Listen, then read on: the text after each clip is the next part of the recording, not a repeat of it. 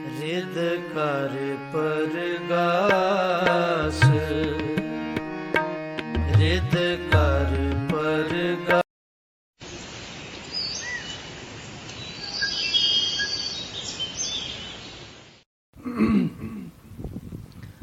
ਵਾਹਿਗੁਰੂ ਜੀ ਕਾ ਖਾਲਸਾ, ਵਾਹਿਗੁਰੂ ਜੀ ਕੀ ਫਤਿਹ।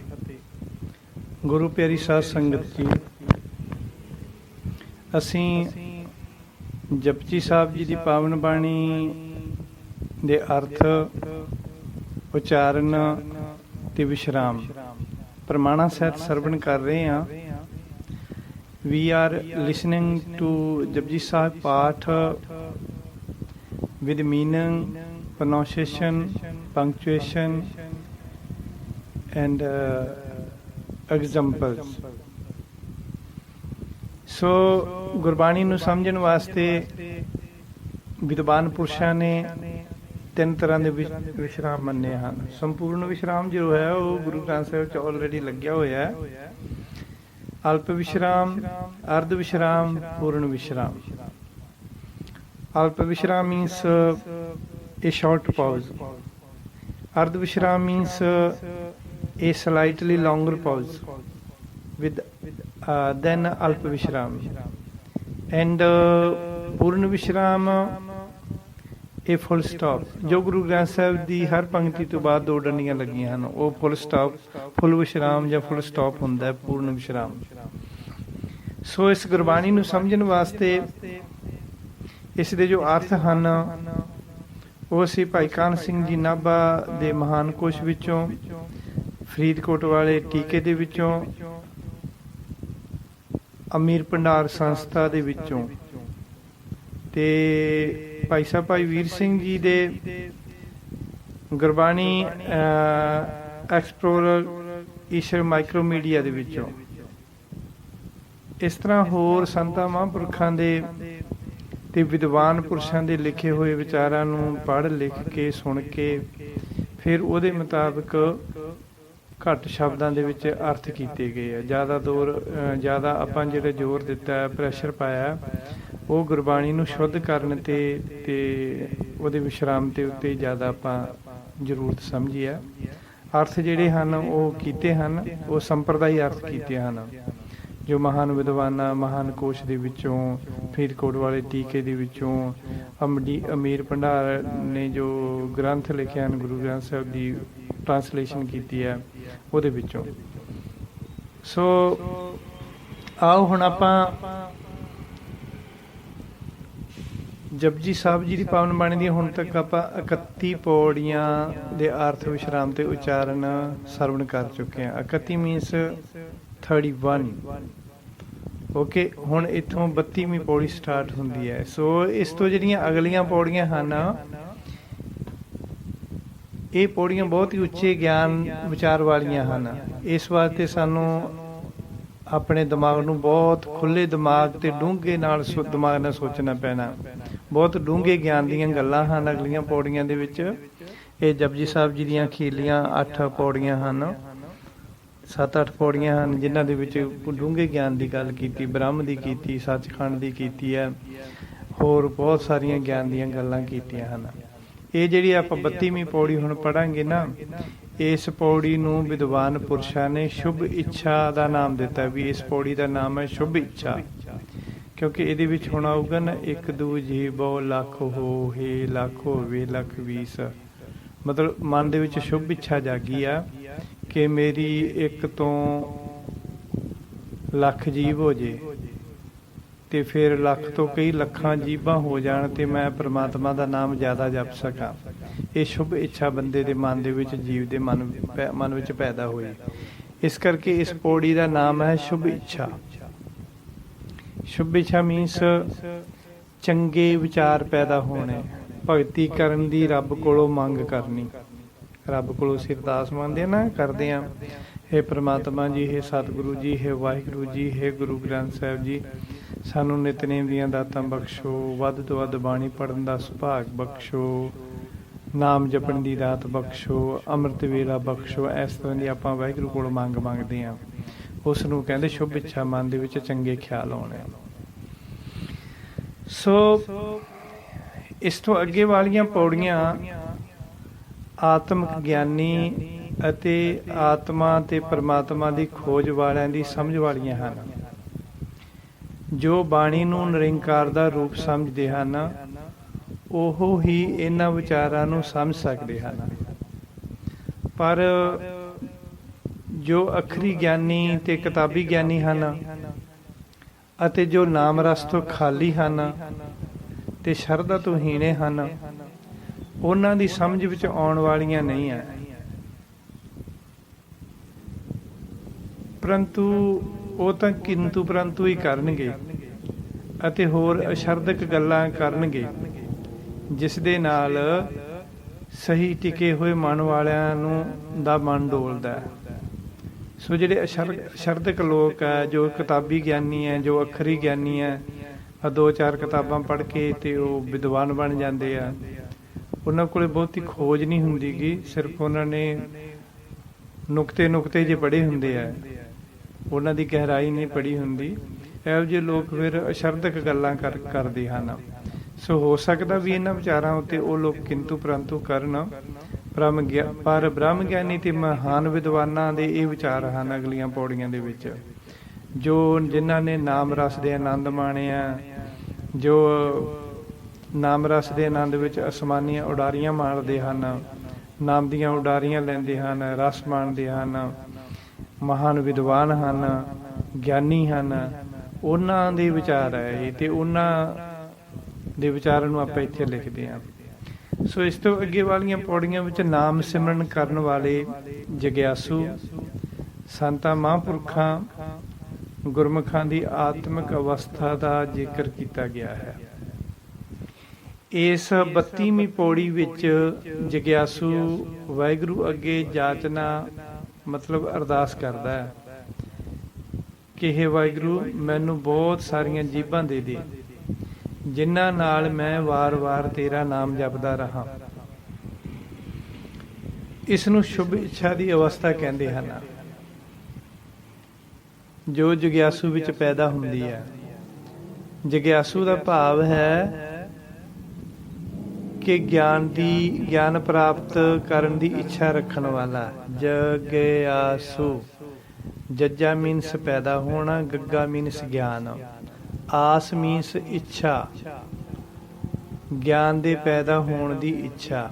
ਜੱਜਾ ਮੀਨਸ ਪੈਦਾ ਹੋਣਾ, ਗੱਗਾ ਮੀਨਸ ਗਿਆਨ, ਗਿਆਨ, ਆਸ, ਜਗ ਆਸ, ਜਗ ਆਸ, ਇਹਦਾ ਅਰਥ ਬਣ ਗਿਆ ਆਸ ਮੀਨਸ ਇੱਛਾ, ਇਹਦਾ ਅਰਥ ਬਣ ਗਿਆ ਜਗਿਆਸੂ, ਗਿਆਨ ਦੀ ਇੱਛਾ ਪੈਦਾ ਹੋਣਾ। ਇਸ ਤਰ੍ਹਾਂ ਸੋ ਆਓ ਹੁਣ ਆਪਾਂ ਜਪਜੀ ਸਾਹਿਬ ਜੀ ਦੀ 32ਵੀਂ ਪੌੜੀ ਪ੍ਰਾਰੰਭ ਕਰਦੇ ਹਾਂ ਜੀ। ਇੱਕ ਦੂਜੀ ਬਹੁ ਲੱਖ ਹੋਏ, ਲੱਖ ਹੋਵੇ ਲੱਖ 20। ਇਸ ਤਰ੍ਹਾਂ ਇੱਥੇ ਇੱਕੋ ਹੀ ਵਿਸ਼ਰਾਮ ਹੈ ਹੋਏ ਦੇ ਉੱਪਰ। ਸੋ ਇਸ ਤਰ੍ਹਾਂ ਇੱਕ ਦੂਜੀ ਬਹੁ ਲੱਖ ਹੋਏ, ਲੱਖ ਹੋਵੇ ਲੱਖ 20, ਵਿਸ਼ਰਾਮ ਕਰਨਾ ਹੋਏ ਤੇ। ਸੋ ਇਹਦਾ ਜਿਹੜਾ ਉਚਾਰਨ ਹੈਗਾ ਉਹ ਲੱਖ ਹੋਏ, ਮਤਲਬ ਹਾਹੇ ਨੂੰ ਸਿਹਾਰੀ ਹੋਏ, ਇਸ ਤਰ੍ਹਾਂ ਬੋਲਣਾ, ਹਾਹੇ ਨੂੰ ਸਿਹਾਰੀ ਹੋਏ। ਫਿਰ ਅੱਗੇ ਆ ਲੱਖ ਹੋਵੇ ਲੱਖ 20, ਲੱਖ ਹੋਵੇ ਦਾ ਹੋਵੇ ਮਤਲਬ ਹਾਹੇ ਹੋੜਾ ਵਾਹ ਹਾਹੇ ਸਿਹਾਰੀ ਹੋਵੇ, ਹੈਨਾ, ਇਸ ਤਰ੍ਹਾਂ ਬੋਲਣਾ। ਬਟ ਅਸੀਂ ਉਚਾਰਨ ਕਰਦੇ ਹਾਂ ਇਹਦਾ ਇੱਕ ਦੂਜੀ ਭੌ ਲੱਖ ਹੋਏ, ਲੱਖ ਹੋਵੇ ਲੱਖ 20। ਹੋਏ ਨੂੰ ਹੋਏ ਬੋਲਦੇ ਹਾਂ ਤੇ ਹੋਵੇ ਨੂੰ ਹੋਵੇ ਬੋਲਦੇ ਹਾਂ, ਹਾਹਾ ਛੱਡ ਜਾਂਦੇ ਹਾਂ ਅਸੀਂ, ਹਾਹਾ ਬਿਲਕੁਲ ਹੀ ਨਹੀਂ ਬੋਲਦੇ ਅਸੀਂ। ਸੋ ਹੋਏ ਬੋਲਣਾ, ਇੱਕ ਦੂਜੀ ਬਹੁ ਲੱਖ ਹੋਏ, ਹੋਏ ਹੈਨਾ, ਲੱਖ ਹੋਵੇ ਲੱਖ 20। ਓਕੇ, ਬਟ ਇਹਨੂੰ ਜੀ ਭੌ ਨਹੀਂ ਬੋਲਣਾ, ਜੀ ਭੌ, ਕਿਉਂਕਿ ਭੱਬਾ ਲੱਗਾ, ਭੱਬੇ ਨੂੰ ਹੋੜਾ ਲੱਗਿਆ ਹੋਇਆ। ਬਟ ਜਦੋਂ ਭੱਬਾ ਫਰੰਟ ਦੇ ਵਿੱਚ ਆਉਂਦਾ, ਕਿਸੇ ਵੀ ਸ਼ਬਦ ਦੇ ਫਰੰਟ ਦੇ ਵਿੱਚ ਆਊਗਾ, ਭਰਮ, ਭਰਾ, ਉਹਦੇ ਭੱਬੇ ਦੀ ਆਪਦੀ ਸਾਊਂਡ ਹੁੰਦੀ ਹੈ, ਕਰੈਕਟ। ਬਟ ਜਦੋਂ ਭੱਬਾ ਕਿਸੇ ਅੱਖਰ ਦੇ ਨਾਲ ਲੱਗ ਕੇ ਸਾਊਂਡ ਦਿੰਦਾ, ਬੋਲਦਾ, ਜਿਵੇਂ ਸਭ ਹੈ ਨਾ, ਸਬਰ, ਸਭ ਤੇ ਹੋਰ ਅੱਖਰ ਬੋਲਦੇ ਹਾਂ ਅਸੀਂ, ਤਾਂ ਉਵੇਂ ਭੱਬੇ ਦੀ ਜਿਹੜੀ ਆਵਾਜ਼ ਹੈਗੀ ਆ ਉਹ ਬੱਬੇ ਵਾਂਗੂ, ਬੱਬੇ ਤੇ ਭੱਬੇ ਦੀ ਮਿਕਸ ਆਵਾਜ਼ ਹੋ ਜਾਂਦੀ ਹੈ। ਭੱਬੇ ਦੀ ਆਪਦੀ ਸਾਊਂਡ ਨਹੀਂ ਰਹਿੰਦੀ ਗੀ, ਬੱਬੇ ਵਾਂਗੂ ਹੋ ਜਾਂਦੀ ਹੈ। ਤੋ ਜੀ ਭੌ ਨਹੀਂ ਬੋਲਣਾ, ਜੀ ਭੌ। ਜਿਵੇਂ ਅਸੀਂ ਬੋਲਦੇ ਨਾ ਜੀਭ, ਹੈ ਨਾ, ਜੀਭ ਲਿਖਣ ਲੱਗਿਆ ਵੀ ਜੱਜੇ ਬਿਹਾਰੀ ਭੱਬਾ ਜੀਭ, ਹੈ ਨਾ, ਜੀਭ ਥੋੜੇ ਬੋਲਾਂਗੇ ਆਪਾਂ, ਜੀਭ ਐ ਥੋੜੇ ਬੋਲਾਂਗੇ ਆਪਾਂ, ਬੋਲਾਂਗੇ ਜੀਭ। ਹੁਣ ਭੱਬੇ ਦੀ ਆਵਾਜ਼ ਇੱਥੇ ਬੱਬੇ ਵਰਗੀ ਬਣ ਜਾਂਦੀ ਹੈ, ਸਾਂਝੀ ਮਿਕਸ ਆਵਾਜ਼ ਹੋ ਜਾਂਦੀ ਹੈ। ਇਸ ਕਰਕੇ ਜੀ ਭੌ ਬੋਲਣਾ, ਜੀ ਭੌ, ਜੀ ਭੌ ਮਤਲਬ ਜੀ ਭੌ, ਜੀਭ, ਜੀ ਭੌ, ਜੀ ਭੌ ਨਹੀਂ ਬੋਲਣਾ। ਇੱਕ ਦੂ ਜੀ ਭੌ ਲੱਖ ਹੋਏ, ਇਸ ਤਰ੍ਹਾਂ ਜੀ ਭੌ, ਜੀਭ ਮਤਲਬ ਇੱਕ ਦੂ ਜੀ ਭੌ ਲੱਖ ਹੋਏ, ਲੱਖ ਹੋਏ, ਲੱਖ ਹੋਵੇ, ਲੱਖ 20, ਇਸ ਤਰ੍ਹਾਂ ਬੋਲਣਾ। ਇੱਕ ਦੂ ਜੀ ਭੌ ਲੱਖ ਹੋਏ, ਲੱਖ ਹੋਵੇ, ਲੱਖ 20। ਸੋ ਇਸ ਦਾ ਅਰਥ ਹੈ, ਹੇ ਵਾਹਿਗੁਰੂ, ਮੇਰੀ ਇੱਕ ਜੀਭ ਤੋਂ ਮੇਰੀਆਂ ਲੱਖ ਹੀ ਜੀਭਾਂ ਹੋ ਜਾਣ, ਮੇਰੀ ਇੱਕ ਜੀਭ ਤੋਂ ਲੱਖ ਜੀਭਾਂ ਹੋ ਜਾਣ। ਇੱਕ ਦੂ ਜੀ ਭੌ ਲੱਖ ਹੋਏ, ਇੱਕ ਦਾ ਮਤਲਬ ਇੱਕ ਹੋ ਗਿਆ, ਦੂ ਦਾ ਮਤਲਬ ਹੋ ਗਿਆ ਤੋਂ, ਤੋਂ ਇੱਕ ਤੋਂ ਲੱਖ ਜੀਭਾਂ ਹੋ ਜਾਣ। ਫਿਰ ਅੱਗੇ ਕਹਿੰਦੇ ਗੁਰੂ ਜੀ ਲੱਖ ਹੋਵੇ, ਲੱਖ 20, ਫਿਰ ਕਹਿੰਦੇ 1 ਲੱਖ ਤੋਂ 20 ਲੱਖ ਹੋ ਜਾਣਾ। 1 ਲੱਖ ਵੀ ਨਾ ਨਹੀਂ ਸਬਰ ਆਉਂਦਾ ਤੇ ਫਿਰ ਮੇਰੀਆਂ 20 ਲੱਖ ਜੀਭਾਂ ਹੋ ਜਾਣਾ, ਹਨਾ। ਜਿਨ੍ਹਾਂ ਨੂੰ ਨਾਮ ਦੇ ਰਸ ਆਉਂਦਾ ਨਾ, ਨਾਮ ਜਪਣ ਵਾਲੇ ਪਿਆਰੇ ਹੁੰਦੇ ਆ, ਉਹ ਕਹਿੰਦੇ ਵੀ ਹੁਣ ਥੋੜੇ ਟਾਈਮ ਨਾਲ ਸਵਾਦ ਨਹੀਂ ਆਉਂਦਾ, ਹੁਣ ਹੋਰ ਟਾਈਮ ਪੜ੍ਹ ਲਈਏ, ਹੋਰ ਟਾਈਮ ਪੜ੍ਹ ਲਈਏ, ਹੋਰ ਟਾਈਮ ਬਾਣੀ ਪੜ੍ਹ ਲਈਏ, ਹੋਰ ਪੜ੍ਹ ਲਈਏ, ਇਸ ਤਰ੍ਹਾਂ। ਫਿਰ ਉਹਨਾਂ ਨੂੰ ਇੱਕ ਜੀਵ ਦੇ ਨਾਲ ਵੀ ਹੁਣ ਜਗਿਆਸੂ ਨੂੰ, ਸੇਵਕ ਨੂੰ, ਨਾਮ ਜਪਣ ਵਾਲੇ ਗੁਰਮੁਖ ਨੂੰ ਇੱਕ ਜੀਵ ਨਾਲ ਵੀ ਰੱਬ ਕੋਲੋਂ ਗੁਰੂ ਨਾਨਕ ਦੇਵ ਜੀ ਕਹਿੰਦੇ ਉਹਨੇ ਇੱਕ ਜੀਵ ਨਾਲ ਕਹਿੰਦਾ ਗੱਲ ਨਹੀਂ ਬਣਦੀ ਜੀ, 1 ਲੱਖ ਜੀਵ ਦੇ ਦਿਓ। ਜਦੋਂ ਉਹਨੂੰ ਲੱਖ ਜੀਵ ਦੇ ਨਾਲ ਰਸ ਆਉਣ ਲੱਗ ਜਾਂਦਾ ਤਾਂ ਫਿਰ ਉਹ ਕਹਿੰਦਾ ਜੀ ਹੁਣ ਲੱਖ ਨਾਲ ਗੱਲ ਨਹੀਂ ਬਣਦੀ, ਮੈਨੂੰ 20 ਲੱਖ ਜੀਵ ਦੇ ਦਿਓ, ਮੈਂ 20 ਲੱਖ ਜੀਵ ਦੇ ਨਾਲ ਨਾਮ ਜਪਦਾ ਰਵਾਂਗਾ। ਜਿਵੇਂ ਗੁਰਬਾਣੀ ਦੇ ਵਿੱਚ ਲਿਖਿਆ ਹੋਇਆ, ਲਾਖ ਜਿਹਵਾ ਦੇਹੋ ਮੇਰੇ ਪਿਆਰੇ, ਮੁਖ ਹਰ ਆਰਾਧੇ ਮੇਰਾ ਰਾਮ। ਕਿੰਨੀ ਸੋਹਣੀ ਗੱਲ ਲਿਖੀ ਹੈ ਸਤਿਗੁਰੂ ਜੀ ਨੇ। ਕਹਿੰਦੇ ਲਾਖ ਜਿਹਵਾ ਦੇਹੋ ਮੇਰੇ ਪਿਆਰੇ, ਮੁਖ ਹਰ ਆਰਾਧੇ ਮੇਰਾ ਰਾਮ।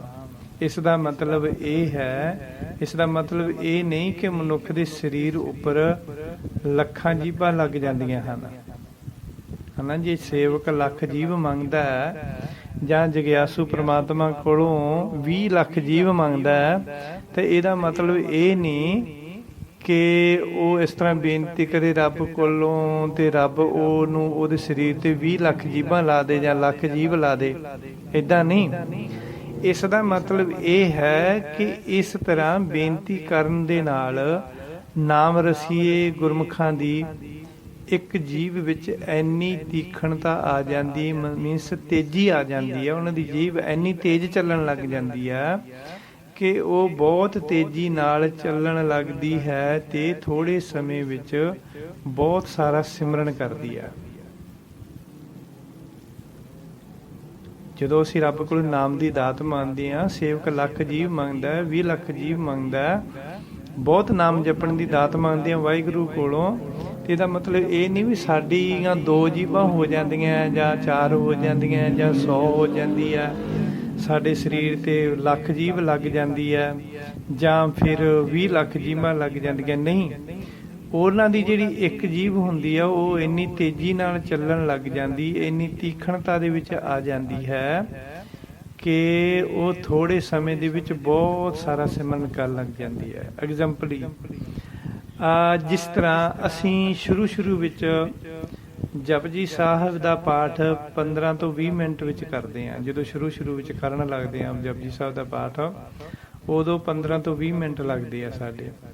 ਜੇ ਅਸੀਂ ਰੋਜ਼ ਬੋਲ ਕੇ ਪਾਠ ਕਰੀਏ, ਰੋਜ਼ ਹੀ ਪਾਠ ਕਰੀ ਜਾਈਏ, ਤਾਂ ਫਿਰ ਉਹ ਜਿਹੜਾ 20 ਮਿੰਟਾਂ ਜਾਂ 15 ਮਿੰਟਾਂ ਵਾਲਾ ਪਾਠ ਆ ਉਹ 10 ਮਿੰਟਾਂ ਵਿੱਚ ਹੋਣ ਲੱਗ ਜਾਂਦਾ। ਜੇ ਅਸੀਂ ਹੋਰ ਅਭਿਆਸ ਕਰੀਏ, ਹੋਰ ਪੜ੍ਹੀ ਜਾਈਏ, ਉਸ ਨੂੰ ਪੜ੍ਹਦੇ ਰਹੀਏ ਜਪਜੀ ਸਾਹਿਬ ਦੀ ਪਾਵਨ ਬਾਣੀ ਨੂੰ, ਤੇ ਉਹੀ ਬਾਣੀ ਫਿਰ ਉਸ ਦਾ ਅਭਿਆਸ ਇੰਨਾ ਤੇਜ਼ ਹੋ ਜਾਂਦਾ, ਇੰਨਾ ਤੀਖਣ ਹੋ ਜਾਂਦਾ ਕਿ 6 ਮਿੰਟਾਂ ਦੇ ਵਿੱਚ ਪਾਠ ਹੋਣ ਲੱਗ ਜਾਂਦਾ। ਮੈਂ ਆਪਣੀ ਗੱਲ ਦੱਸਦਾ ਵੀ ਜਦੋਂ ਮੈਂ ਸ਼ੁਰੂ 'ਚ ਪਾਠ ਕਰਨ ਲੱਗਿਆ ਸੀ ਤੇ ਮੈਨੂੰ 15 ਤੋਂ 18 ਮਿੰਟ ਇੱਕ ਪਾਠ ਜਪਜੀ ਸਾਹਿਬ ਜੀ ਦਾ ਕਰਨ ਤੇ ਲੱਗਦੇ ਸਨ। ਫਿਰ ਮੈਂ ਹੌਲੀ ਰੂਟੀਨ ਵਧਾਉਂਦਾ ਗਿਆ, ਹੋਰ ਪ੍ਰੈਕਟਿਸ ਅਭਿਆਸ ਕੀਤਾ ਜਪਜੀ ਸਾਹਿਬ ਜੀ ਦਾ ਪਾਠ ਕਰਨ ਦਾ, ਕਰਦਾ ਰਿਹਾ। ਫਿਰ 12 ਮਿੰਟ ਦੇ ਵਿੱਚ ਪਾਠ ਹੋਣ ਲੱਗ ਗਿਆ ਮੇਰਾ। ਇੱਕ ਪਾਠ ਮੈਂ 12 ਮਿੰਟ ਦੇ ਵਿੱਚ ਜਪਜੀ ਸਾਹਿਬ ਦਾ ਕਰ ਦਿੰਦਾ ਸੀ। ਫਿਰ ਮੈਂ ਹੋਰ ਅਭਿਆਸ ਕੀਤਾ ਬਾਣੀ ਪੜ੍ਹਨ ਦਾ, ਹੋਰ ਜਪਜੀ ਸਾਹਿਬ ਜੀ ਦੇ ਪਾਠ ਕਰਨ ਦਾ ਅਭਿਆਸ ਕੀਤਾ, ਤਾਂ ਫਿਰ ਹੌਲੀ ਮੇਰਾ ਪਾਠ 9-10 ਮਿੰਟਾਂ ਵਿੱਚ ਹੋਣ ਲੱਗ ਗਿਆ। ਫਿਰ ਹੌਲੀ ਹੋਰ ਅਭਿਆਸ ਕੀਤਾ, 8 ਮਿੰਟਾਂ ਵਿੱਚ ਹੋਣ ਲੱਗ ਗਿਆ। ਤਾਂ ਹੁਣ ਮੈਂ ਇੱਕ ਜਪਜੀ ਸਾਹਿਬ ਜੀ ਦਾ ਪਾਠ 6 ਮਿੰਟ 40 ਸੈਕਿੰਡ ਦੇ ਵਿੱਚ ਕਰ ਦਿੰਦਾ। ਇੰਨਾ ਅਭਿਆਸ ਵੱਧ ਜਾਂਦਾ। ਦੇਖੋ ਕਿੰਨਾ ਫਰਕ ਪੈ ਗਿਆ। 15 ਮਿੰਟ ਤੋਂ 6.5 ਮਿੰਟਾਂ ਤੇ ਆ ਗਿਆ। ਕਿੱਥੇ ਮੈਂ 15 ਮਿੰਟ ਦੇ ਵਿੱਚ ਜਪਜੀ ਸਾਹਿਬ ਜੀ ਦਾ ਪਾਠ ਕਰਦਾ ਹੁੰਦਾ ਸੀ, ਤੇ ਹੁਣ ਮੈਂ 6.5 ਮਿੰਟ 'ਚ ਮੇਰੇ ਕੋਲੋਂ ਇੱਕ ਜਪਜੀ ਸਾਹਿਬ ਜੀ ਦਾ ਪਾਠ ਹੋ ਜਾਂਦਾ ਹੈ। ਇਸ ਤਰ੍ਹਾਂ ਜਦੋਂ ਅਸੀਂ ਨਾਮ ਜਪਣ ਦੀ ਦਾਤ ਵਾਹਿਗੁਰੂ ਕੋਲੋਂ ਮੰਗਦੇ ਸੀ, ਬਹੁਤ ਨਾਮ ਜਪੀਏ, ਤਾਂ ਫਿਰ ਉਹ ਜਿਹੜੀ ਤੁਹਾਡੀ ਜੀਭ ਹੈਗੀ ਆ ਉਹਦੇ ਵਿੱਚ ਇੰਨੀ ਤੀਖਣਤਾ ਆ ਜਾਂਦੀ, ਤੇਜ਼ੀ ਆ ਜਾਂਦੀ ਆ ਕਿ ਉਹ ਬਹੁਤ ਸਾਰੀ ਟਾਈਮਿੰਗ ਨੂੰ ਕਵਰ ਕਰਕੇ ਬਹੁਤ ਸਾਰੇ ਪਾਠ ਨੂੰ ਥੋੜ੍ਹੇ ਟਾਈਮ 'ਚ ਕਰਨ ਲੱਗ ਜਾਂਦੀ ਹੈ। ਤਾਂ ਗੁਰੂ ਜੀ ਨੇ ਕਿਹਾ, ਇੱਕ ਦੂਜੀ ਭੋ ਲੱਖ ਹੋਹੇ, ਲੱਖ ਹੋਵੇ ਲੱਖ 20 ਹੈ, ਲੱਖ ਜੀਵ ਮੰਗੀ 20 ਲੱਖ ਜੀਵ ਮੰਗੀ। ਇਸ ਤਰ੍ਹਾਂ ਜਿਵੇਂ ਕਈ ਮਨਮੁਖ ਬਿਰਤੀ ਦੇ ਲੋਕ ਸੰਤ ਜਰਨੈਲ ਸਿੰਘ ਜੀ ਖਾਲਸਾ ਭਿੰਡਰਾਂ ਵਾਲਿਆਂ ਦੇ ਜੀਵਨ ਉੱਤੇ ਵੀ ਤਰਕ ਕਰਦੇ ਆ ਕਿ ਉਹ 101 ਜਪਜੀ ਸਾਹਿਬ ਜੀ ਕਿਵੇਂ ਕਰ ਲੈਂਦੇ ਸੀ। ਉਹਨਾਂ ਵਾਸਤੇ ਪ੍ਰਚਲਿਤ ਹੈ ਕਿ ਸੰਤ ਜਰਨੈਲ ਸਿੰਘ ਜੀ ਖਾਲਸਾ 101 ਜਪਜੀ ਸਾਹਿਬ ਜੀ ਦਾ ਪਾਠ ਰੋਜ਼ ਕਰਦੇ ਸੀ। ਪਰ ਜਿਹੜੇ ਸ਼ੰਕਾਵਾਦੀ ਆ, ਮਨਮੁਖ ਬਿਰਤੀ ਵਾਲੇ ਲੋਕ ਆ, ਉਹ ਸੰਤਾਂ ਦੇ ਉੱਤੇ ਕਿੰਤੂ ਪ੍ਰੰਤੂ ਕਰਦੇ ਆ। ਜਿਵੇਂ ਆਪਾਂ ਪਹਿਲਾਂ ਗੱਲ ਕੀਤੀ ਸੀ ਵੀ ਜਿਹੜੇ ਨਾਮ ਅਭਿਆਸੀ ਲੋਕ ਆ, ਉਹਨਾਂ ਨੂੰ ਨਾਮ ਅਭਿਆਸੀ ਦੀਆਂ ਅਵਸਥਾਵਾਂ ਦਾ ਪਤਾ ਹੁੰਦਾ ਕਿ ਬੰਦਾ ਨਾਮ ਜਪਦਾ ਕਿਹੜੀ ਅਵਸਥਾ ਦੇ ਵਿੱਚ ਪਹੁੰਚ ਜਾਂਦਾ ਤੇ ਕਿਵੇਂ ਅਸਮਾਨੀ ਉਡਾਰੀਆਂ ਮਾਰਦਾ, ਕਿਵੇਂ ਉਹਨੂੰ ਰਸ ਆਉਂਦਾ। ਬਟ ਜਿਹੜੇ ਮਨਮੁਖ ਬਿਰਤੀ ਦੇ ਲੋਕ ਆ, ਕਿਤਾਬੀ ਗਿਆਨੀ ਆ, ਅੱਖਰੀ ਗਿਆਨੀ ਆ, ਉਹ ਫਿਰ ਕਿੰਤੂ ਪ੍ਰੰਤੂ ਗੱਲਾਂ ਕਰਦੇ, ਸ਼ਰਤ ਗੱਲਾਂ ਕਰਦੇ ਆ, ਕਿੰਤੂ ਪ੍ਰੰਤੂ ਕਰਨ ਲੱਗ ਜਾਂਦੇ। ਫਿਰ ਉਹ ਇਸੇ ਤਰ੍ਹਾਂ ਲੋਕ ਜਿਹੜੇ ਮਨਮੁਖ ਬਿਰਤੀ ਵਾਲੇ ਆ, ਉਹ ਸੰਤਾਂ ਦੇ ਉੱਪਰ ਵੀ ਕਿੰਤੂ ਪ੍ਰੰਤੂ ਕਰਦੇ। ਕਹਿੰਦੇ ਜੀ 101 ਜਪਜੀ ਸਾਹਿਬ ਦਾ ਪਾਠ ਕਿਵੇਂ ਹੋ ਸਕਦਾ ਹੈ ਇੱਕ ਦਿਨ ਦੇ ਵਿੱਚ। ਲਓ ਜੀ, ਉਹ 101 ਪਾਠ ਜਪਜੀ ਸਾਹਿਬ ਦਾ ਵੀ ਕਰਦੇ ਸੀਗੇ, ਇੰਨੇ ਘੰਟੇ ਲਾਦੇ ਆ ਇੱਕ ਪਾਠ ਕਰਨ ਦੇ ਉੱਤੇ, ਤੇ ਫਿਰ ਉਹ ਨਿਤਨੇਮ ਵੀ ਕਰਦੇ ਸੀਗੇ, ਫਿਰ ਉਹ ਲੋਕਾਂ ਨਾਲ ਗੱਲਾਂ ਵੀ ਕਰਦੇ ਸੀ, ਤੇ ਫਿਰ ਸੌਂਦੇ ਕਿਹੜੇ ਵੇਲੇ ਸੀ। ਪਹਿਲੀ ਗੱਲ ਤਾਂ ਗੁਰਮੁਖਾਂ ਦੀ ਨੀਂਦ ਆਪਣੇ ਆਪ ਹੀ ਕੰਟਰੋਲ 'ਚ ਹੋ ਜਾਂਦੀ ਆ। ਆਪੇ ਆਪ ਉਹਨਾਂ ਦੀ ਸੁਤੇ ਸਿੱਧ ਜਿਹੜੀ ਨੀਂਦ ਆ 2 ਤੋਂ 3 ਘੰਟਿਆਂ ਦੀ, 4 ਘੰਟਿਆਂ ਦੀ ਹੋ ਜਾਂਦੀ ਆ। ਬਾਕੀ ਨਿਸਿਮਰਨ ਦੇ ਵਿੱਚ ਟਾਈਮ ਪਾਸ ਕਰਦੇ ਆ। ਤਾਂ ਇਸ ਤਰ੍ਹਾਂ 101 ਪਾਠ ਕਰਨ ਉੱਤੇ ਤਾਂ 20 ਤੋਂ 22 ਘੰਟੇ ਲੱਗਦੇ ਆ। ਜੇ ਆਪਾਂ ਆਪਣੇ 20 ਮਿੰਟਾਂ ਵਾਲਾ ਹਿਸਾਬ ਲਾਈਏ ਤਾਂ 20 ਮਿੰਟਾਂ ਦੇ ਹਿਸਾਬ ਨਾਲ ਤਾਂ 101 ਪਾਠ ਕਰਨਾ ਹੋਵੇ ਜੇ ਜਪਜੀ ਸਾਹਿਬ ਜੀ ਦਾ, 20 ਤੋਂ 22 ਘੰਟੇ ਲੱਗਦੇ ਆ। ਤੇ ਮਨਮੁਖ ਲੋਕ ਵੀ ਇੱਦਾਂ ਹੀ ਗੱਲਾਂ ਕਰਦੇ, ਕਹਿੰਦੇ ਲਓ ਜੀ 20 ਤੋਂ 22 ਘੰਟੇ ਤਾਂ ਉਹ ਜਪਜੀ ਸਾਹਿਬ ਤੇ ਲੱਗ ਜਾਂਦੇ, ਫਿਰ 101 ਪਾਠ ਤੇ। ਉਹ ਲੋਕਾਂ ਨੂੰ ਕਦੋਂ ਮਿਲਦੇ ਸੀ, ਤੇ ਫਿਰ ਉਹ ਨਿਤਨੇਮ ਕਦੋਂ ਕਰਦੇ ਸੀ, ਉਹ ਸੌਂਦੇ ਕਦੋਂ ਸੀ, ਉਹ ਲੋਕਾਂ ਨੂੰ ਕਦੋਂ ਮਿਲਦੇ ਸੀ। ਇਸ ਤਰ੍ਹਾਂ ਦੀਆਂ ਲੋਕ ਭੁੱਲੜ ਗੱਲਾਂ ਕਰਦੇ ਆ। ਉਹ ਭੁੱਲੜ ਲੋਕ ਦੂਜਿਆਂ ਨੂੰ ਵੀ ਆਪਣੇ ਵਰਗਾ ਆਲਸੀ ਤੇ ਦਲਿੱਦਰੀ ਸਮਝਦੇ ਆ। ਦਿਲ ਕੀਤਾ ਤਾਂ ਨਿਤਨੇਮ ਕਰ ਲਿਆ, ਨਹੀਂ ਤਾਂ ਨਹੀਂ ਸੀ। ਇਹਨਾਂ ਲੋਕ ਜਿਹੜੇ 20 ਮਿੰਟ ਲਾਉਂਦੇ ਨਾ ਜਪਜੀ ਸਾਹਿਬ ਤੇ, ਉਹ ਤਾਂ ਲੱਗਦੇ 20 ਮਿੰਟ ਵੀ ਉਹ ਡੇਲੀ ਪਾਠ ਨਹੀਂ ਕਰਦੇ। ਇੱਥੋਂ ਪਤਾ ਲੱਗਦਾ ਵੀ ਉਹ ਡੇਲੀ ਪਾਠ ਨਹੀਂ ਕਰਦੇ। ਜੇ ਡੇਲੀ ਪਾਠ ਕਰਨ ਤਾਂ ਉਹਨਾਂ ਦੇ ਪਾਠ ਤੋਂ 12 ਤੋਂ 15 ਮਿੰਟ ਲੱਗਦੇ ਆ ਇੱਕ ਪਾਠ ਤੇ, ਜਾਂ 10 ਤੋਂ 12 ਮਿੰਟ ਲੱਗਦੇ ਆ। ਇਹਦਾ ਮਤਲਬ ਹੈ ਜੇ 20 ਮਿੰਟ ਲਾਉਂਦੇ ਆ ਉਹ ਜਾਂ 15 ਤੋਂ 20 15 16 ਜਾਂ 20 ਮਿੰਟ ਲਾਉਂਦੇ ਆ ਤੇ ਇਹਦਾ ਮਤਲਬ ਕਦੀ ਕਦੀ ਪਾਠ ਕਰਦੇ ਆ, ਡੇਲੀ ਨਹੀਂ ਕਰਦੇ ਉਹ। ਪਰ ਨਾਮ ਦੇ ਅਭਿਆਸ ਨਾਲ ਰਸਨਾ ਦੀ ਰਫ਼ਤਾਰ ਹੈ ਬਹੁਤ ਤੇਜ਼ ਹੋ ਜਾਂਦੀ ਹੈ। ਇੰਨੀ ਤੇਜ਼ ਹੋ ਜਾਂਦੀ ਹੈ ਕਿ ਆਪਣੇ ਕੰਨਾਂ ਨੂੰ ਪਾਠ ਸੁਣਾ ਕੇ ਇੱਕ ਪਾਠ ਜਪਜੀ ਸਾਹਿਬ ਦਾ 6 ਮਿੰਟਾਂ ਵਿੱਚ ਹੋਣ ਲੱਗ ਜਾਂਦਾ ਹੈ। ਸੰਤ ਜਰਨੈਲ ਸਿੰਘ ਜੀ 6 ਮਿੰਟਾਂ ਵਿੱਚ ਇੱਕ ਜਪਜੀ ਸਾਹਿਬ ਦਾ ਪਾਠ ਕਰਦੇ ਸੀ। 9 ਤੋਂ 10 ਘੰਟੇ ਲੱਗਦੇ ਸੀ 101 ਪਾਠ ਕਰਨ ਉੱਤੇ। ਸੌਣ ਵਾਲੀ ਅਵਸਥਾ ਤੋਂ ਉਹ ਬਹੁਤ ਅੱਗੇ ਲੰਘ ਗਏ ਸਨ।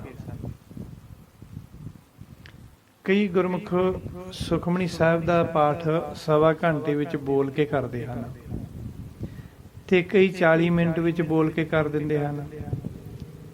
ਬਸ ਇਸ ਤਰ੍ਹਾਂ ਹੀ ਇੱਕ ਜੀਵ ਲੱਖਾਂ ਜੀਵਾਂ ਜਿੰਨਾ ਕੰਮ ਕਰਨ ਲੱਗ ਜਾਂਦੀ ਹੈ। ਗੁਰਬਾਣੀ ਦਾ ਵਿਚਾਰ ਹੈ ਇਸ ਤਰ੍ਹਾਂ ਅਰਦਾਸ ਕਰਨ ਨਾਲ ਗੁਰਮੁਖ ਰੋਮ ਰੋਮ ਹਰ ਧਿਆਵੈ।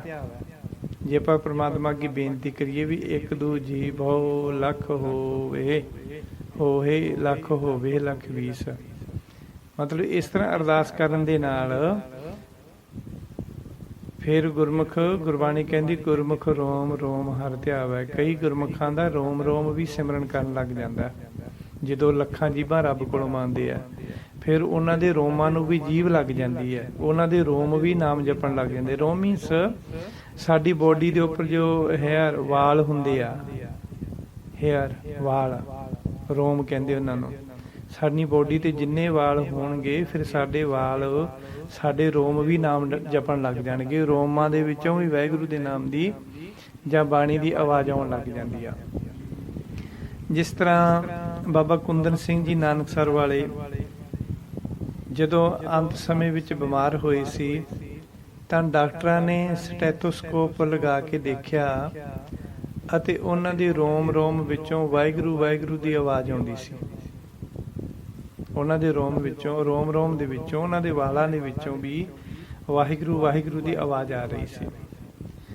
ਜਦੋਂ ਸੰਤ ਬਾਬਾ ਕਰਤਾਰ ਸਿੰਘ ਜੀ ਖਾਲਸਾ ਪਿੰਡਰਾਂ ਵਾਲਿਆਂ ਦਾ ਐਕਸੀਡੈਂਟ ਹੋਇਆ ਸੀ ਤਾਂ ਉਹਨਾਂ ਨੂੰ ਲੁਧਿਆਣੇ ਦੇ DMC ਹਸਪਤਾਲ ਵਿੱਚ ਦਾਖਲ ਕਰਾਇਆ ਗਿਆ ਸੀ। ਸਟੈਥੋਸਕੋਪ ਰਾਹੀਂ ਡਾਕਟਰਾਂ ਨੇ ਉਹਨਾਂ ਦੇ ਸਰੀਰ ਵਿੱਚੋਂ ਵੀ ਵਾਹਿਗੁਰੂ ਵਾਹਿਗੁਰੂ ਦੀ ਆਵਾਜ਼ ਸੁਣੀ ਸੀ। ਇਸ ਤਰ੍ਹਾਂ ਜਦੋਂ ਰੋਮ ਰੋਮ ਵਾਹਿਗੁਰੂ ਵਾਹਿਗੁਰੂ ਜਪਣ ਲੱਗ ਜਾਂਦਾ, ਬਾਣੀ ਜਪਣ ਲੱਗ ਜਾਂਦਾ, ਤਾਂ ਇਸ ਤਰ੍ਹਾਂ 20 ਲੱਖ ਜੀਵ ਬਣ ਜਾਂਦੀ ਹੈ। ਇਸ ਤਰ੍ਹਾਂ 1 ਲੱਖ ਜੀਵ ਬਣ ਜਾਂਦੀ ਹੈ। ਇਹ ਜਗਿਆਸੂਆਂ ਦੀ ਅਵਸਥਾ ਸ਼ੁਭ ਇੱਛਾ ਹੁੰਦੀ ਹੈ ਨਾਮ ਜਪਣ ਵਾਲਿਆਂ ਦੀ ਕਿ ਹੇ ਵਾਹਿਗੁਰੂ ਇੱਕ ਦੂ ਜੀ ਭਉ ਲੱਖ ਹੋਏ ਲੱਖ ਹੋਵੇ ਲੱਖ 20, ਇਸ ਤਰ੍ਹਾਂ ਹੁੰਦਾ। ਸੋ ਅਗਲੀ ਪੌੜੀ ਪੜ੍ਹਦੇ ਹਾਂ ਆਪਾਂ। ਸੋ ਜਗਿਆਸੂ ਕਹਿੰਦਾ ਜੇ ਮੇਰੇ 20 ਲੱਖ ਜੀਵ ਹੋਵੇ ਤਾਂ ਫਿਰ ਮੈਂ ਕੀ ਕਰੂੰਗਾ। ਲੱਖ ਲੱਖ ਗੇੜਾ ਆਖੀਐ ਏਕ ਨਾਮ ਜਗਦੀਸ਼, ਆਖੀਐ ਤੇ ਵਿਸ਼ਰਾਮ ਨਾਲ। ਲੱਖ ਲੱਖ ਗੇੜਾ ਆਖੀਐ ਵਿਸ਼ਰਾਮ, ਏਕ ਨਾਮ ਜਗਦੀਸ਼। ਠੀਕ ਹੈ। ਸੋ ਇਹਨੂੰ ਜਿਹੜਾ ਉਚਾਰਨ ਹੈਗਾ ਇੱਥੇ ਇੱਕੋ ਹੀ ਥਾਂ ਤੇ ਸ਼ਾਇਦ ਗਲਤ ਹੁੰਦਾ ਹੋਊਗਾ ਸਾਡੇ ਕੋਲੋਂ। ਅਸੀਂ ਬੋਲਦੇ ਹਾਂ ਲੱਖ ਲੱਖ ਗੇੜਾ ਆਖੀਐ, ਆਖੀਐ ਜਾਂ ਆਖੀਐ ਐਂ ਬੋਲਦੇ ਆ। ਜੇ ਹਾਹਾ ਲਾ ਵੀ ਦਿੰਦੇ ਆ, ਹੈ ਨਹੀਂ ਬੋਲਣਾ ਜਾਂ ਐ ਨਹੀਂ ਬੋਲਣਾ, ਆਖੀਐ ਨਹੀਂ ਬੋਲਣਾ। ਹਾਹਾ ਸਾਊਂਡ ਕਰਨਾ, ਹਾਹੇ ਨੂੰ ਲਾ ਲਾ ਕੇ ਸਾਊਂਡ ਕਰਨੀ ਆ। ਲੱਖ ਲੱਖ ਗੇੜਾ ਆਖੀਐ ਏਕ ਨਾਮ ਜਗਦੀਸ਼, ਆਖੀਐ ਆਖੀਐ ਆਖੀ ਪਲੱਸ ਅਹੇ, ਆਖੀ ਪਲੱਸ ਅਹੇ, ਆਖੀਐ ਆਖੀਐ। ਇਹ ਸਿੱਖਣ ਵਾਸਤੇ ਆਪਾਂ ਹੇ ਦੀ ਲੌਂਗ ਸਾਊਂਡ ਦਿੰਦੇ ਹਾਂ। ਬਸ ਨੋਰਮਲੀ ਇੱਦਾਂ ਹੀ ਹੁੰਦਾ। ਲੱਖ ਲੱਖ ਗੇੜਾ ਆਖੀਐ ਏਕ ਨਾਮ ਜਗਦੀਸ਼, ਇੰਨੀ ਕੁ ਸਾਊਂਡ ਦੇਣੀ ਹੁੰਦੀ ਹੈ। ਸੋ ਇਸ ਤਰ੍ਹਾਂ ਉਚਾਰਨ ਕਰਨਾ। ਇਸ ਪੰਕਤੀ ਦਾ ਅਰਥ ਹੈ ਭਗਤ ਸੰਤ ਬੇਨਤੀ ਕਰਦੇ ਹਨ ਕਿ ਇਸ ਤਰ੍ਹਾਂ ਜੇ ਮੈਨੂੰ 1 ਲੱਖ ਜੀਵ ਲੱਗ ਜਾਵੇ ਜਾਂ 20 ਲੱਖ ਜੀਵਾਂ ਹੋਣ ਮੇਰੇ ਕੋਲ ਤਾਂ ਮੈਂ ਜਗਤ ਦੇ ਮਾਲਕ ਦਾ ਜੋ ਸੱਚਾ ਨਾਮ ਹੈ ਉਸ ਨੂੰ ਮੈਂ ਇੱਕ ਜੀਵ ਨਾਲ ਲੱਖਾਂ ਵਾਰ ਜਪਾਂ। ਇੱਕ ਜੀਵ ਨਾਲ ਲੱਖਾਂ ਵਾਰ ਜਪਾਂ ਤੇ ਲੱਖ ਜੀਵ ਕਿੰਨੇ ਵਾਰੀ ਜਪੂਗੀ, ਇਸ ਪ੍ਰਕਾਰ। ਦੈਨ ਏਤ ਰਾਹੇ ਪਤ ਪਵੜੀਆ, ਚੜੀਐ ਹੋਏ ਕੀਸ। ਪਵੜੀਆ ਤੇ ਵਿਸ਼ਰਾਮ ਆਊਗਾ। ਏਤ ਰਾਹੇ ਪਤ ਪਵੜੀਆ ਵਿਸ਼ਰਾਮ, ਚੜੀਐ ਹੋਏ 21। ਸੋ ਇੱਥੇ ਜਿਹੜਾ ਉਚਾਰਨ ਹੈ ਸਾਡੇ ਕੋਲੋਂ ਸ਼ਾਇਦ ਗਲਤ ਹੁੰਦਾ ਹੋਣਾ, ਅਸੀਂ ਗਲਤ ਪੜ੍ਹਦੇ ਹਾਂ। ਪਵੜੀਆਂ ਪਵੜੀਆਂ ਕਹਿੰਦੇ ਆ, ਪਵੜੀਆਂ ਬਿੰਦੀ ਨਹੀਂ ਲਾਉਣੀ। ਪਵੜੀਆ, ਪੱਪਾ ਵਾਵਾ ਡਾੜੇ ਨੂੰ ਬਿਹਾਰੀ, ਆੜੇ ਕੰਨਾ ਪਵੜੀਆ। ਜਿਹੜੀ ਬਿਹਾਰੀ ਆ ਉਹ ਡਬਲ ਈ ਦੀ ਸਾਊਂਡ ਦੇਊਗੀ। ਬਿਹਾਰੀ ਈ ਡਬਲ ਈ ਬੋਲਣਾ, ਡਬਲ ਈ ਦੀ ਸਾਊਂਡ ਦੇਣਾ। ੜੀਆ ੜੀਆ, ਪਵੜੀਆ, ਇਸ ਤਰ੍ਹਾਂ। ਫਿਰ ਚੜੀਐ, ਚੜੀਐ ਆੜੇ ਨੂੰ ਦੋ ਲਾਵਾਂ ਲੱਗੀਆਂ ਹੋਈਆਂ, ਐ ਬੋਲਣਾ। ਚੜੀਐ ਚੜੀਐ, ਇਸ ਤਰ੍ਹਾਂ। ਹੋਏ 21 ਹਨਾ। ਈੜੀ ਸਾਰੀ ਕੱਕੇ ਬਿਹਾਰੀ ਸੱਸਾ 21। ਇਸ ਤਰ੍ਹਾਂ ਨੋਰਮਲੀ ਇੱਦਾਂ ਉਚਾਰਨ ਕਰਾਂਗੇ। ਏਤ ਰਾਹੇ ਪਤ ਪਵੜੀਆ, ਚੜੀਐ ਹੋਏ 21, ਇਸ ਤਰ੍ਹਾਂ ਦੇ ਨਾਲ। ਸੋ ਇਸ ਦਾ ਅਰਥ ਬਣਦਾ ਹੈ, ਜਗਤ ਦੇ ਮਾਲਕ ਵਾਹਿਗੁਰੂ ਦੇ ਇਸ ਰਸਤੇ ਦੀਆਂ ਪੌੜੀਆਂ ਚੜ੍ਹ ਕੇ ਮੈਂ ਉਸ ਵਾਹਿਗੁਰੂ ਵਿੱਚ ਇੱਕ ਮਿੱਕ ਹੋ ਜਾਵਾਂਗਾ। ਏਤ ਰਾਹੇ, ਰਾਹੇ ਮੀਨਸ ਮਾਰਗ, ਰਾਹ। ਵਾਹਿਗੁਰੂ ਦੇ ਇਸ ਰਾਹ ਦੇ ਉੱਪਰ ਚੱਲ ਕੇ। ਪਤ ਪਵੜੀਆ, ਪਵੜੀਆ ਪੌੜੀਆਂ, ਪੌੜੀਆਂ ਮੀਨਸ ਪੌੜੀਆਂ, ਚੜ੍ਹ ਕੇ। ਹੋਏ 21, 21 ਦਾ ਮਤਲਬ 21 ਨਹੀਂ ਹੈ, 21 ਨਹੀਂ ਹੈ। 21 ਦਾ ਮਤਲਬ 21 ਨਹੀਂ ਬਣਦਾ। ਇੱਥੇ 21 ਦਾ ਮਤਲਬ ਬਣੂਗਾ ਇੱਕ ਮਿਕ ਹੋ ਜਾਣਾ, ਮਿਕਸ ਹੋ ਜਾਣਾ ਪ੍ਰਮਾਤਮਾ ਦੇ ਨਾਲ, ਅਭੇਦ ਹੋ ਜਾਣਾ ਉਹਦੇ ਵਿੱਚ। ਠੀਕ ਹੈ। ਸੋ ਇਹਨੂੰ ਬੋਲਾਂਗੇ ਆਪਾਂ 21, ਪ੍ਰਮਾਤਮਾ ਵਿੱਚ ਇੱਕ ਮਿਕ ਹੋ ਜਾਣਾ, ਉਸ ਦੇ ਨਾਲ ਅਭੇਦ ਹੋ ਜਾਣਾ, ਉਹਦੇ ਵਿੱਚ ਲੀਨ ਹੋ ਜਾਣਾ, ਵਾਹਿਗੁਰੂ ਦਾ ਨਾਮ ਜਪ ਜਪ ਕੇ। ਇਸ ਤਰ੍ਹਾਂ ਮੈਂ ਲੱਖਾਂ ਜੀਵਾਂ ਨਾਲ ਜਾਂ 20 ਲੱਖ ਜੀਵਾਂ ਦੇ ਨਾਲ ਪਰਮਾਤਮਾ ਦੇ ਨਾਮ ਨੂੰ ਜਪਾਂ। ਤੇ ਇਸ ਰਸਤੇ ਦੇ ਉੱਤੇ, ਵਾਹਿਗੁਰੂ ਦੇ ਨਾਮ ਦਾ ਜੋ ਰਸਤਾ ਹੈ, ਇਸ ਰਸਤੇ ਦੇ ਉੱਤੇ ਚੜ੍ਹਦਿਆਂ ਚੜ੍ਹਦਿਆਂ, ਚਲਦਿਆਂ ਚਲਦਿਆਂ ਇੱਕ ਦਿਨ ਮੈਂ ਵਾਹਿਗੁਰੂ ਦੇ ਵਿੱਚ ਇੱਕ ਮਿਕ ਹੋ ਜਾਵਾਂ। 21 ਮੀਨਸ ਲੀਨ ਹੋ ਜਾਵਾਂ। ਕਰੈਕਟ। ਦੈਨ ਸੁਣ ਗੱਲਾ ਆਕਾਸ਼ ਕੀ, ਕੀਟਾ ਆਈ ਰੀਸ। ਸੋ ਕੀ ਤੇ ਵਿਸ਼ਰਾਮ ਆਊਗਾ। ਸੁਣ ਗੱਲਾ ਆਕਾਸ਼ ਕੀ ਵਿਸ਼ਰਾਮ, ਕੀਟਾ ਆਈ ਰੀਸ, ਇਸ ਤਰ੍ਹਾਂ।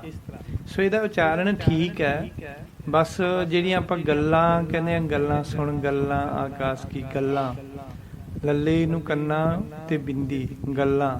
ਸੋ ਬਹੁਤ ਸਾਰੇ ਗੁਰਮੁਖ ਗੱਲਾਂ ਬੋਲਦੇ ਆ, ਉਹ ਵੀ ਠੀਕ ਹੈ, ਬਟ ਲੱਲੇ ਕੰਨੇ ਨੂੰ ਬਿੰਦੀ ਨਹੀਂ ਲੱਗੀ ਹੋਈ, ਇਸ ਕਰਕੇ ਸਾਨੂੰ ਗੱਲਾਂ, ਗੱਗੇ ਨੂੰ ਭਾਰਾ ਕਰਕੇ ਲੱਲੇ ਨੂੰ ਪੋਲਾ ਜਿਹਾ ਬੋਲਣਾ, ਬਿੰਦੀ ਨਹੀਂ ਲਾਵਾਂਗੇ। ਸੁਣ ਗੱਲਾਂ ਆਕਾਸ਼ ਕੀ, ਇਸ ਤਰ੍ਹਾਂ। ਸੁਣ ਗੱਲਾਂ ਆਕਾਸ਼ ਕੀ, ਗੱਲਾਂ ਮੀਨਸ ਗੱਲਾਂ, ਹਨਾ। ਤਾਂ ਅਸੀਂ ਬਿੰਦੀ ਕੋਲੋਂ ਨਹੀਂ ਲਾਉਣੀ, ਅਰਥ ਉਹਦਾ ਗੱਲਾਂ ਹੀ ਹੋਊਗਾ, ਬਟ ਅਸੀਂ ਬਿੰਦੀ ਨਹੀਂ ਲਾਉਣੀ। ਸੁਣ ਗੱਲਾਂ ਆਕਾਸ਼ ਕੀ, ਕੀਤਾ ਆਈ ਰੀਸ। ਸੋ ਇਸ ਪੰਕਤੀ ਦਾ ਅਰਥ ਹੈ ਕਿ ਬੈਕੁੰਠ ਧਾਮ, ਜਿਸ ਨੂੰ ਅਸੀਂ ਸੱਚਖੰਡ ਕਹਿੰਦੇ ਹਾਂ, ਤੋ ਸ਼ਾਸਤਰਾਂ ਦੇ ਵਿੱਚ, ਵੇਦਾਂ ਦੇ ਵਿੱਚ ਬੈਕੁੰਠ ਧਾਮ ਲਿਖਿਆ ਉਸ ਨੂੰ। ਅਸੀਂ ਸਾਡੀ ਗੁਰਬਾਣੀ ਦੇ ਮੁਤਾਬਕ ਤੇ ਸਾਡੇ ਧਰਮ ਮੁਤਾਬਕ ਅਸੀਂ ਉਹਨੂੰ ਸੱਚਖੰਡ ਕਹਿੰਦੇ ਹਾਂ। ਸੋ ਗੁਰੂ ਜੀ ਕਹਿੰਦੇ ਹਨ ਬੈਕੁੰਠ ਧਾਮ ਮੀਨਸ ਸੱਚਖੰਡ ਦੀਆਂ ਗੱਲਾਂ ਸੁਣ ਕੇ ਦਲਿਦਰੀ ਤੇ ਆਲਸ ਮਨੁੱਖ ਜੋ ਕੀੜਿਆਂ ਵਾਂਗ ਹਨ, ਉਹਨਾਂ ਨੂੰ ਵੀ ਰੀਸ ਆ ਜਾਂਦੀ ਹੈ। ਸੁਣ ਗੱਲਾਂ ਆਕਾਸ਼ ਕੀ, ਆਕਾਸ਼ ਮੀਨਸ ਸੱਚਖੰਡ ਧਰਮ, ਬੈਕੁੰਠ ਧਾਮ। ਕਹਿੰਦੇ ਸੱਚਖੰਡ ਦੀਆਂ ਗੱਲਾਂ ਸੁਣ ਸੁਣ ਕੇ, ਸੁਣ ਗੱਲਾਂ ਆਕਾਸ਼ ਕੀ, ਸੱਚਖੰਡ ਦੀਆਂ ਗੱਲਾਂ ਸੁਣ ਕੇ ਕੀਤਾ ਆਈ ਰੀਸ, ਮਤਲਬ ਜਿਹੜੇ ਦਰਿਦਰੀ ਤੇ ਆਲਸੀ ਕੀੜਿਆਂ ਵਰਗੇ ਹਨ ਉਹਨਾਂ ਨੂੰ ਵੀ ਰੀਸ ਆ ਗਈ।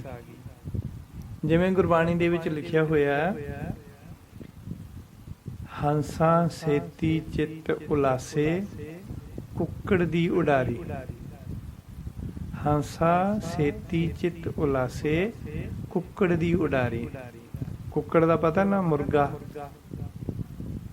ਤੇ ਹੰਸ ਮੀਨਸ ਹੰਸ ਹੁੰਦਾ।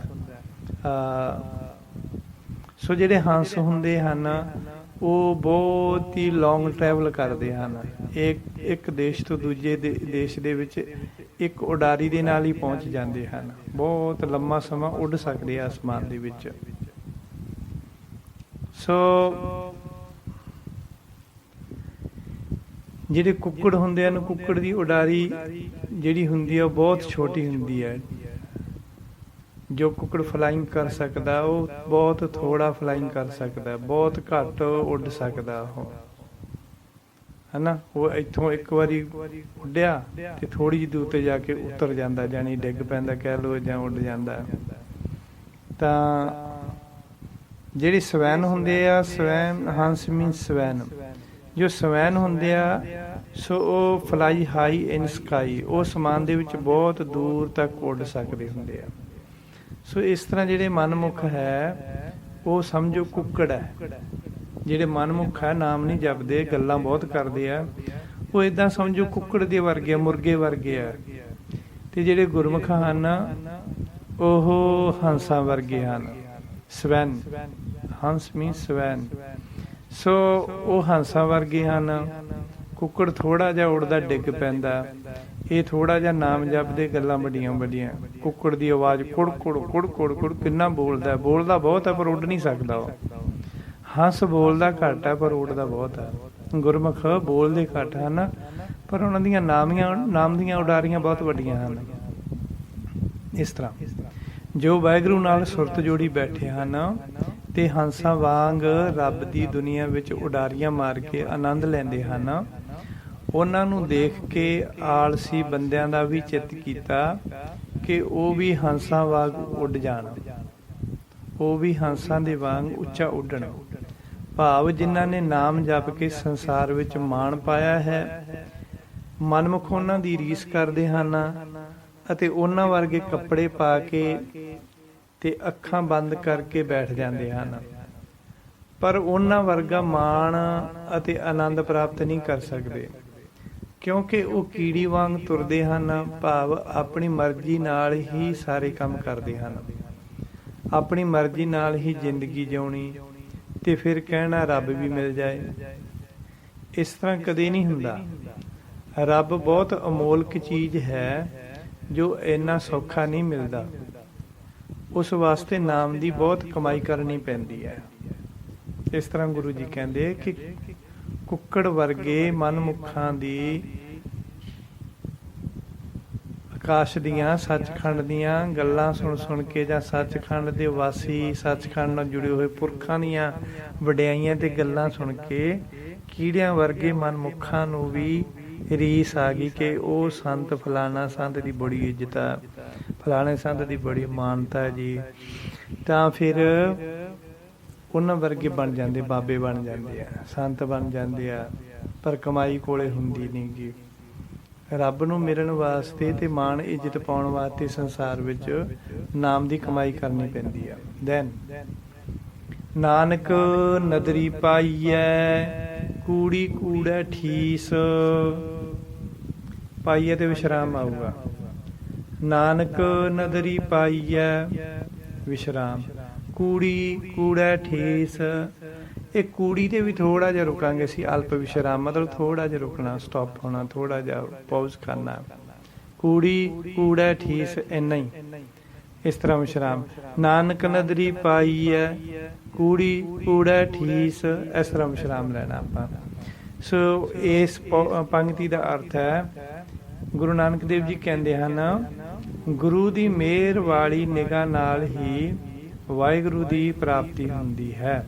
ਨਾਨਕ ਨਦਰੀ ਪਾਈ ਹੈ। ਨਾਨਕ ਦਾ ਮਤਲਬ ਗੁਰੂ ਨਾਨਕ ਦੇਵ ਜੀ ਕਹਿੰਦੇ ਹਨ, ਨਦਰੀ ਦਾ ਅਰਥ ਇੱਥੇ ਬਣਦਾ ਹੈ ਮਿਹਰ ਵਾਲੀ ਨਿਗਾਹ, ਮਿਹਰ ਵਾਲੀ ਨਦਰ, ਮਿਹਰ ਵਾਲੀ ਨਜ਼ਰ, ਮਿਹਰ ਵਾਲੀ ਨਿਗਾਹ। ਗੁਰੂ ਜੀ ਕਹਿੰਦੇ ਵੀ ਗੁਰੂ ਦੀ ਮਿਹਰ ਵਾਲੀ ਨਿਗਾਹ ਨਾਲ ਹੀ ਪਾਈ ਹੈ, ਮਤਲਬ ਵਾਹਿਗੁਰੂ ਦੀ ਪ੍ਰਾਪਤੀ ਹੁੰਦੀ ਹੈ। ਕੂੜੀ ਕੂੜਾ ਠੀਸ, ਇਸ ਦਾ ਅਰਥ ਹੈ ਨਹੀਂ ਤਾਂ ਝੂਠਿਆਂ ਦੀਆਂ ਨਿਰੀਆਂ ਗੱਪਾਂ ਹੀ ਹੁੰਦੀਆਂ ਹਨ। ਝੂਠੇ ਬੰਦੇ ਜੇ ਇੱਧਰ ਚੱਲ ਵੀ ਪੈਣ ਨਾ, ਆ ਵੀ ਜਾਣ ਤਾਂ ਚੋਲੇ ਪਾ ਕੇ ਬੈਠ ਵੀ ਜਾਣ, ਬਾਬੇ ਬਣ ਕੇ ਬਹਿ ਵੀ ਜਾਣ, ਤਾਂ ਉਹਨਾਂ ਦੀਆਂ ਗੱਪਾਂ ਹੀ ਹੁੰਦੀਆਂ। ਕਦੇ ਤੁਸੀਂ ਬੈਠ ਕੇ ਦੇਖ ਲਓ ਕਿਸੇ ਨਾਮ ਰਸੀਏ ਕੋਲੇ, ਸਾਧੂ ਸੰਤ ਕੋਲੇ ਜਦੋਂ ਬੈਠੋਗੇ ਨਾ ਤੁਸੀਂ, ਪੁੱਜੇ ਮਹਾਂਪੁਰਖ ਦੇ ਕੋਲੇ, ਤਾਂ ਉਹ ਤੁਹਾਡੇ ਨਾਲ ਰੱਬ ਦੀ ਗੱਲ ਕਰਨਗੇ। ਰੱਬ ਦੀ ਗੱਲ ਤੋਂ ਬਿਨਾਂ ਹੋਰ ਕੋਈ ਗੱਲ ਨਹੀਂ ਕਰਦੇ। ਤਾਂ ਜਿਹੜੇ ਠੱਗੂ ਸੰਤ ਹੁੰਦੇ ਆ, ਜਦੋਂ ਤੁਸੀਂ ਉਹਨਾਂ ਕੋਲੇ ਬੈਠਾਂਗੇ, ਉਹਨਾਂ ਕੋਲੇ ਤੁਹਾਡੇ ਕੰਮ ਦੀਆਂ ਗੱਲਾਂ, ਤੁਹਾਡੇ ਘਰ ਦੀਆਂ ਗੱਲਾਂ, ਆਪਦੀਆਂ ਵਡਿਆਈਆਂ, ਕਾਰਾਂ, ਜੀਪਾਂ, ਡੇਰਾ, ਛੇਲੇ, ਜਾਂ ਕਿਸੇ ਰਾਜਨੀਤਿਕ ਦੀਆਂ ਗੱਲਾਂ, ਇੱਧਰ ਉੱਧਰ ਦੀਆਂ ਗੱਲਾਂ, ਆਹੀ ਕੁਛ ਮਿਲੂਗਾ ਤੁਹਾਨੂੰ। ਕਿਸੇ ਉਹਦੀ ਨਿੰਦਿਆ ਕਰ ਲਈ, ਉਹ ਨੇਤਾ ਦੀ ਨਿੰਦਿਆ ਕਰ ਲਈ, ਉਹ ਨੇਤਾ ਦੀ ਵਡਿਆਈ ਕਰ ਲਈ, ਹੈ ਨਾ। ਪੋਲੀਟੀਸ਼ੀਅਨ ਦੀਆਂ ਗੱਲਾਂ ਹੋਈਆਂ, ਸੰਸਾਰ ਦੀਆਂ ਗੱਲਾਂ ਹੋਈਆਂ, ਧਨ ਦੀਆਂ ਗੱਲਾਂ ਹੋਈਆਂ, ਪ੍ਰੋਪਰਟੀ ਦੀਆਂ ਗੱਲਾਂ ਹੋਈਆਂ, ਫੈਮਿਲੀ ਦੀਆਂ ਗੱਲਾਂ ਹੋਈਆਂ, ਆਹ ਕੁਛ ਹੋਊਗਾ। ਕਦੇ ਤੁਸੀਂ ਦੇਖ ਲਓ, ਆਈਓ ਕੁਛ ਮਿਲਦਾ। ਪਰ ਪੁੱਜੇ ਤਾਂ ਗੁਰੂ ਮਹਾਰਾਜ ਜੀ ਕਹਿੰਦੇ ਕੂੜੀ ਕੂੜਾ ਠੀਕ ਠੀਸ, ਮਤਲਬ ਝੂਠਿਆਂ ਦੀਆਂ ਨਿਰੀਆਂ ਗੱਪਾਂ ਹੀ ਹੁੰਦੀਆਂ ਨੇ। ਕੂੜੇ ਤੇ ਝੂਠੇ ਮਨੁੱਖ ਦੀ ਆਪਣੇ ਆਪ ਵਿੱਚ ਨਿਰੀ ਕੂੜੀ ਵਡਿਆਈ ਹੁੰਦੀ ਹੈ। ਆਪਣੇ ਆਪ ਦੀ ਵਡਿਆਈ ਕਰਦਾ ਉਹ ਕਿ ਮੈਂ ਬਹੁਤ ਸਿਮਰਨ ਕਰ ਰਿਹਾ ਹਾਂ, ਮੈਂ ਬਹੁਤ ਪੁੰਨ ਦਾਨ ਕਰਦਾ ਹਾਂ, ਮੈਨੂੰ ਬਹੁਤ ਗਿਆਨ ਹੈ। ਪਰ ਜੋ ਪ੍ਰਭੂ ਦੀ ਮਰਜ਼ੀ ਵਿੱਚ ਆਪਣੀ ਮਰਜ਼ੀ ਨੂੰ ਮਿਟਾ ਦਿੰਦੇ ਹੈ, ਜੋ ਪ੍ਰਭੂ ਦੀ ਮਰਜ਼ੀ ਦੇ ਵਿੱਚ ਆਪਣੀ ਮਰਜ਼ੀ ਨੂੰ ਮਿਟਾ ਦਿੰਦੇ ਹਨ, ਉਹਨਾਂ ਉੱਪਰ ਹੀ ਮਿਹਰ ਹੁੰਦੀ ਹੈ। ਓਕੇ, ਸੋ ਇੱਥੋਂ ਤੱਕ ਆਪਾਂ ਜਪਜੀ ਸਾਹਿਬ ਜੀ ਦੀ 32 ਪੌੜੀਆਂ ਦੇ ਅਰਥ ਉਚਾਰਨ ਤੇ ਵਿਸ਼ਰਾਮ ਸਰਵਣ ਕੀਤੇ ਆ। ਅੱਜ ਆਪਾਂ 32ਵੀਂ ਪੌੜੀ ਦੇ ਅਰਥ ਉਚਾਰਨ ਤੇ ਵਿਸ਼ਰਾਮ ਸਰਵਣ ਕੀਤੇ ਪ੍ਰਮਾਣ ਸਹਿਤ। ਸੋ ਇਸ ਤੋਂ ਅੱਗੇ ਆਪਾਂ ਅਗਲੀਆਂ ਪੌੜੀਆਂ ਦਾ ਜਾਪ ਪਾਠ, ਅਰਥ ਉਚਾਰਨ, ਵਿਸ਼ਰਾਮ ਜੋ ਵੀ ਹੈ ਉਹ ਆਪਾਂ ਅਗਲੀ ਪਾਠ ਦੇ ਵਿੱਚ, ਅਗਲੀ ਪੌੜੀ ਦਾ ਪਾਠ ਉਚਾਰਨ ਤੇ ਅਰਥ ਅਗਲੇ ਪਾਠ ਦੇ ਵਿੱਚ ਸੁਣਾਂਗੇ ਜੀ। ਵਾਹਿਗੁਰੂ ਜੀ ਕਾ ਖਾਲਸਾ, ਵਾਹਿਗੁਰੂ ਜੀ ਕੀ ਫਤਿਹ।